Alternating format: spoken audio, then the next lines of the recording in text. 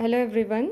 I thought of giving you a brief introduction on what kind of containers you can use for growing microgreens. So you can use the food grade containers which you get when you order parcel for food or something.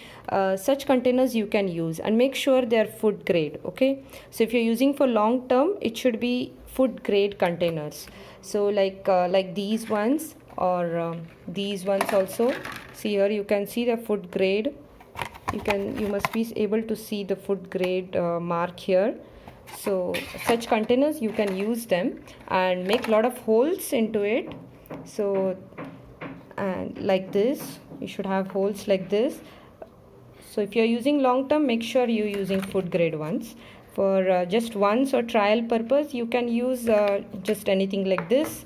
And see here you can see the food grade mark here.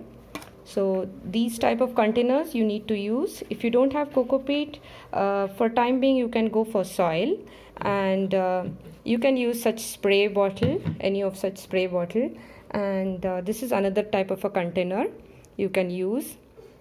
So when we get into the workshop, we'll discuss more about how to use them and how we spray the seeds and all those things. Yeah, so thank you.